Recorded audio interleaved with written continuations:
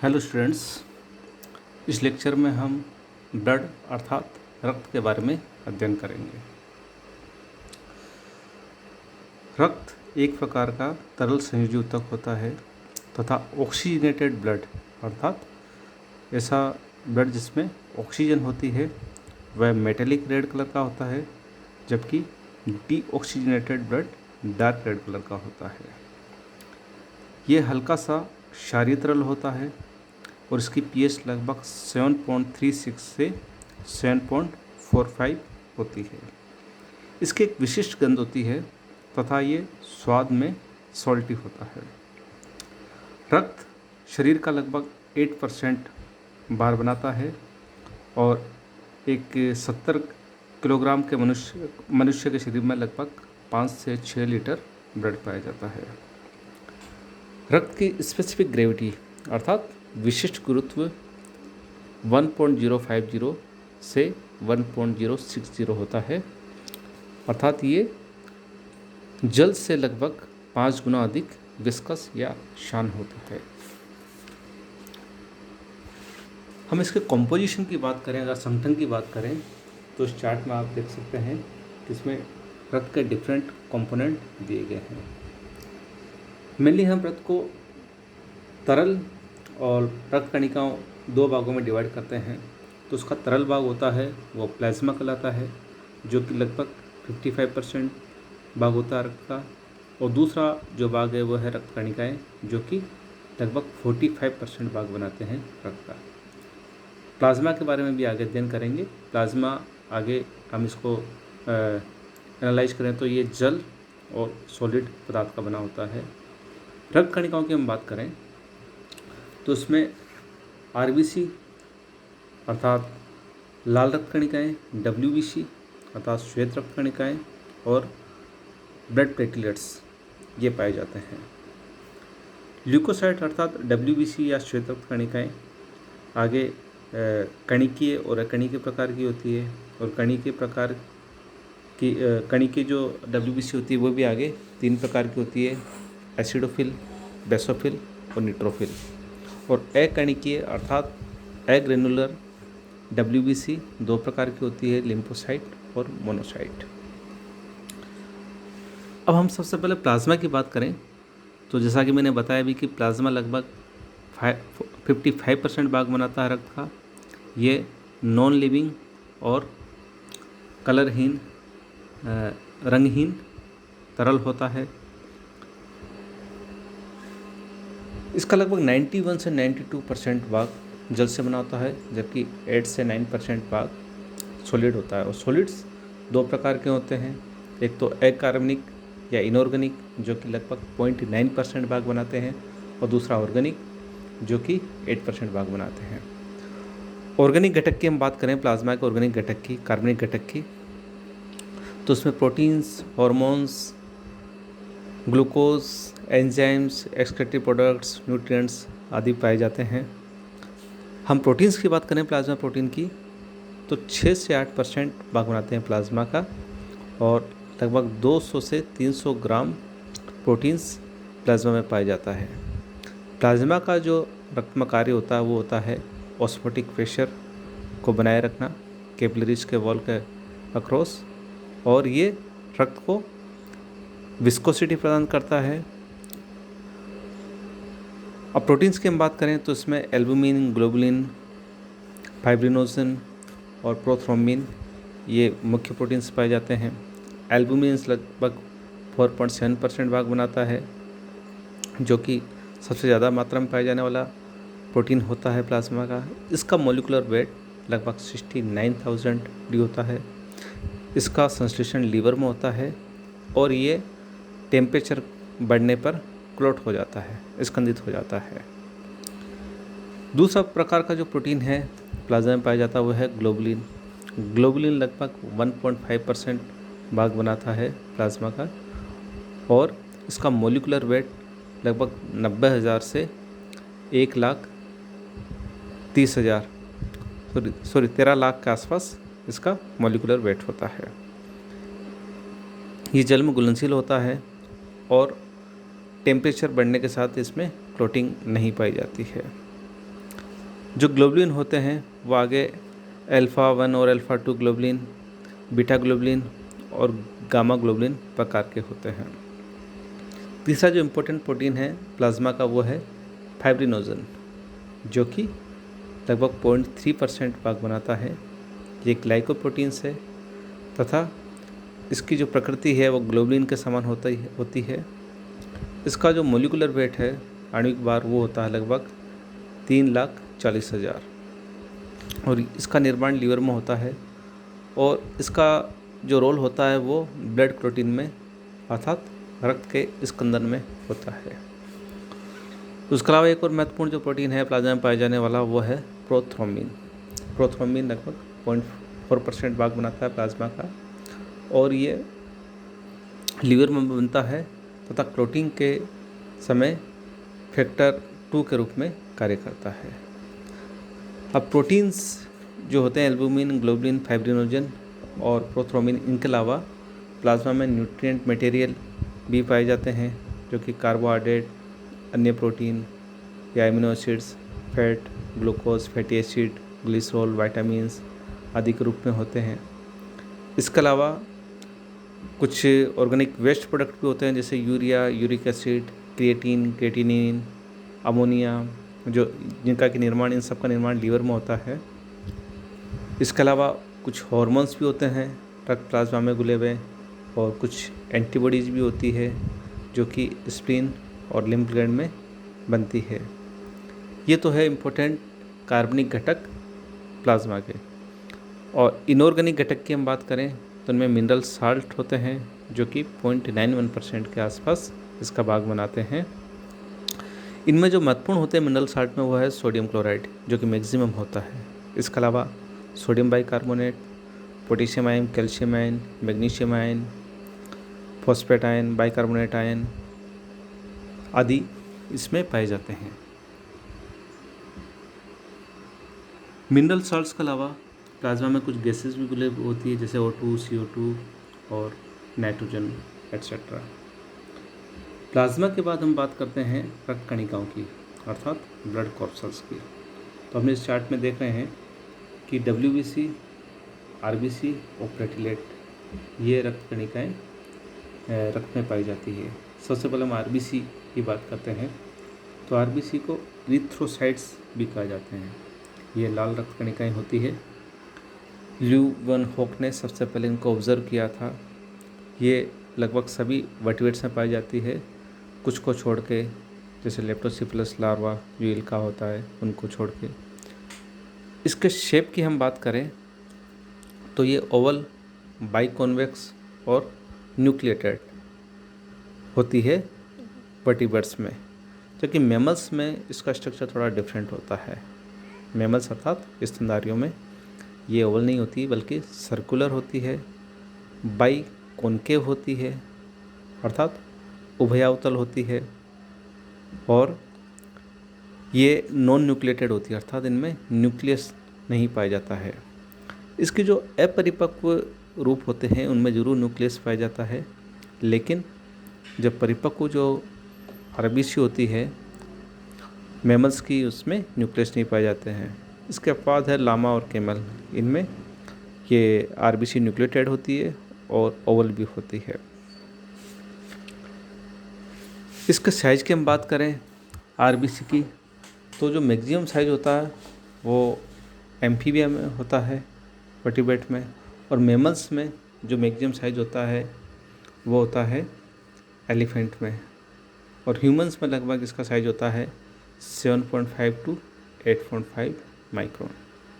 संख्या की हम बात करें तो पुरुषों में लगभग 50 लाख से 55 लाख पर क्यूबिक mm इनकी संख्या होती है, जबकि महिलाओं में 45 लाख से 50 लाख पर क्यूबिक mm इसकी संख्या होती है।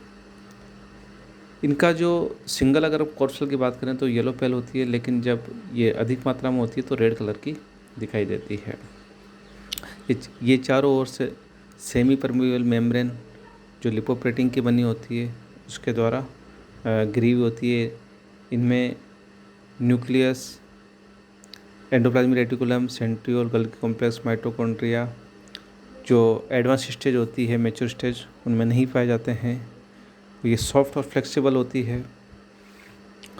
लाइफ स्पैन की इसकी बात करें तो मनुष्यों में लगभग 120 दिन का इनका लाइफ स्पैन होता है। और जो इसके बाद में जो आरबीसी होती है वो लीवर में और स्प्लीन में इनको डिस्ट्रॉय किया जाता है। केमिकल कंपोजिशन की अगर हम बात करें तो उसका जो मेन कंपोनेंट होता है वो होता है हीमोग्लोबिन। हीमोग्लोबिन का स्ट्रक्चर इसमें दिखाया गया है। हीमोग्लोबिन का जो मोलिकुलर वेट होता है वो लगभग 68,000 होता है। ये कॉन्जुगेटेड प्रोटीन होता है जिसे क्रोमोप्रोटीन भी कहते हैं। ये ग्लोबिन और हीम दो भागों से बना होता है। ग्लोबिन जो भाग होता है वो प्रोटीन होता है और जो हीम होता है ये एक प्रोस्टेटिक ग्रुप होता है जो पोरफायरिन और आयरन से बना होता है। आप इसमें देख सकते हैं कि जो हीम का स्ट्रक्चर है वो यहाँ दिया गया है। और जो ग्लोबिन इसका प्रोटीन होता है वह 2 अल्फा और 2 बीटा पॉलीपेप्टाइड से बना होता है। अर्थात इसमें 4 पॉलीपेप्टाइड चेन पाई जाती है, 2 अल्फा और 2 बीटा। और प्रत्येक पॉलीपेप्टाइड चेन के साथ एक हीम समूह जुड़ा रहता है।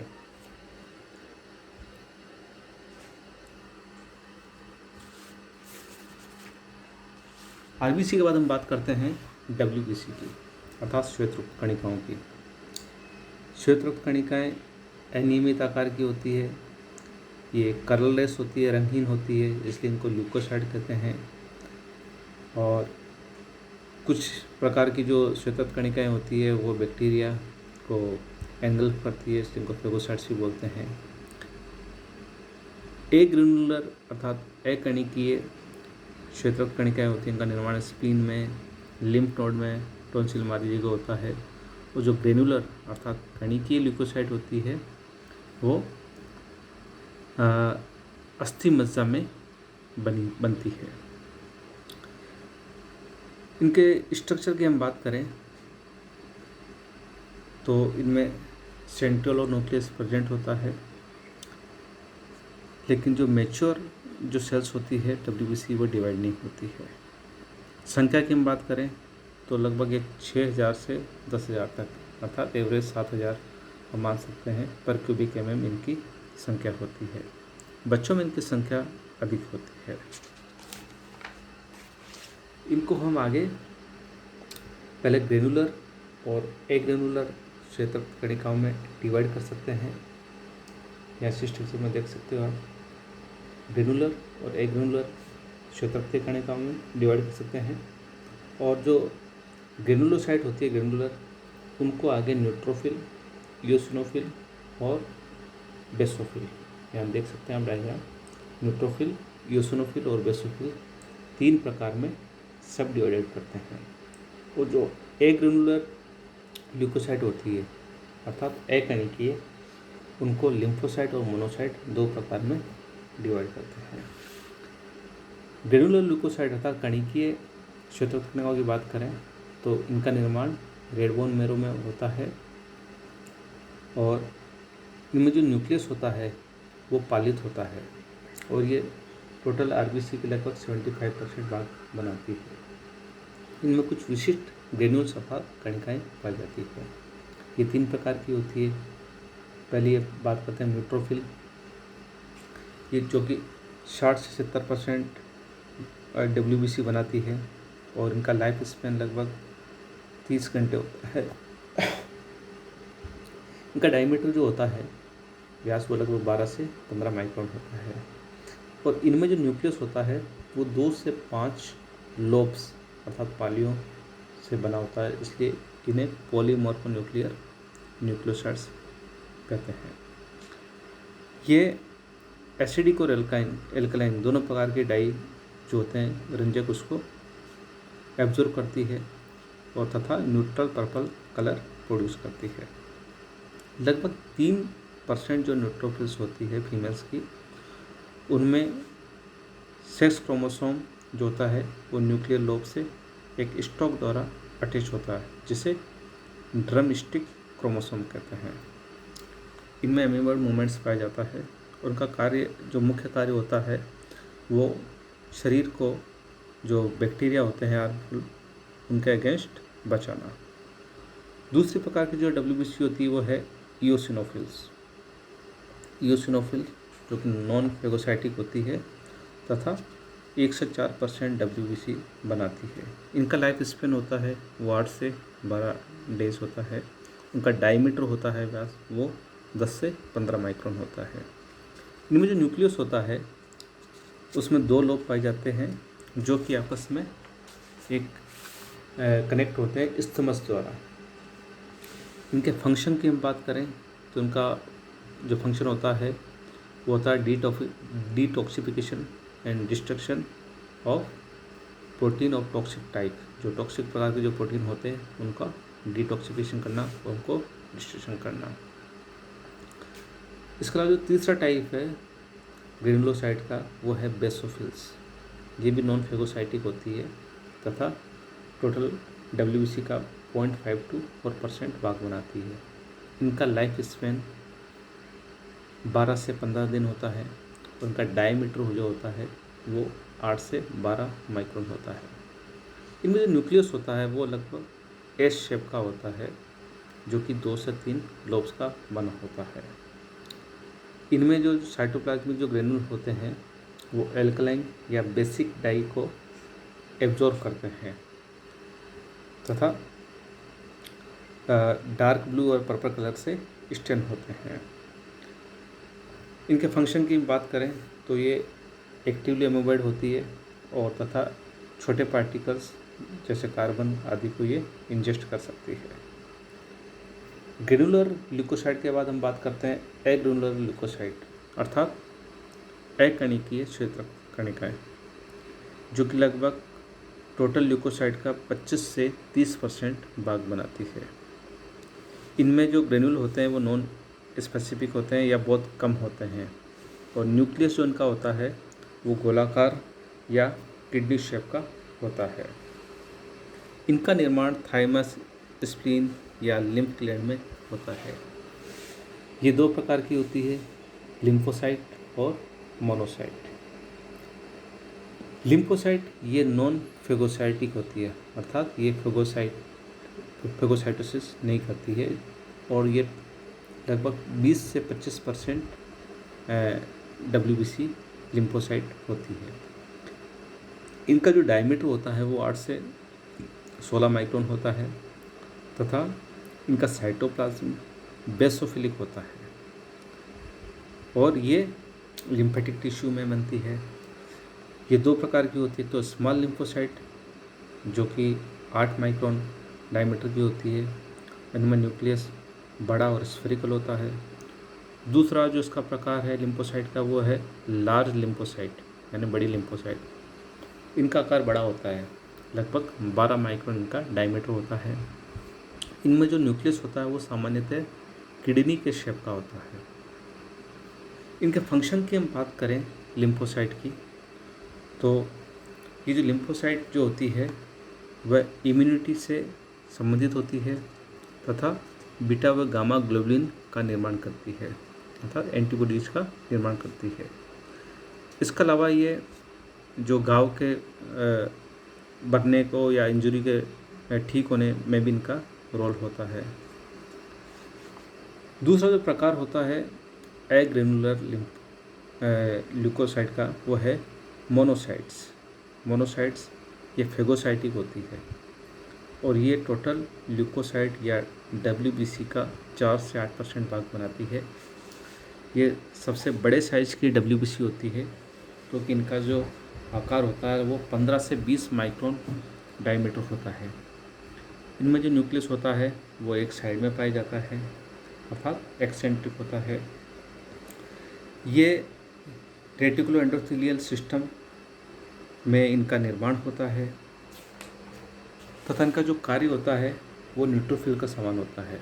ये बहुत ही सक्रिय फेगोसाइटिक होती है और ये फेगोसाइटिक का मतलब होता है कि ये जो पैथोजन होता है इनको अंतर्ग्रहित कर लेती है अथवा ब्लड कैपिलरीज से बाहर जाके, और जो इसके अलावा ये जो टिश्यू का डेब्रिस होता है उसको भी ये नष्ट करने का कार्य करती है। WBC के बाद जो तीसरे प्रकार की जो कणिकाएँ होती है वो होती है ब्लड प्लेटलेट्स। प्लेटलेट्स को थ्रोम्बोसाइट भी कहते हैं। इनका जो शेप होता है वो ओवल अर्थात अंडाकार या राउंड या गोलाकार होता है। इनमें न्यूक्लियस नहीं पाया जाता है और इसका जो आकार होता है इनका वो 2 से 3 माइक्रोन होता है, अर्थात छोटे आकार की होती है। इनका लाइफ स्पेन जो होता है, जीवन काल, वो 2 से 3 दिन होता है और इनकी जो संख्या होती है वो लगभग 3 लाख पर क्यूबिक mm होती है। इनके फंक्शन की हम बात करें तो ये रक्त के स्कंदन अर्थात ब्लड कोगुलेशन में हेल्प करती है और थ्रोम्बस फॉर्मेशन में इनका एक्टिव रोल होता है। इस प्रकार रक्त में जो तीनों प्रकार की जो कणिकाएँ पाई जाती है, RBC, WBC और प्लेटलेट, इनका अलग अलग रोल होता है। प्लाज्मा का भी अपना संगठन होता है जिसमें जो अलग अलग प्रकार के जो प्रोटीन्स पाए जाते हैं वो भी रक्त को कुछ महत्वपूर्ण गुण प्रदान करते हैं और ये रक्त की सामान्य जो कंस्टिट्यूएंट या कॉम्पोजिशन इसी प्रकार का होता है।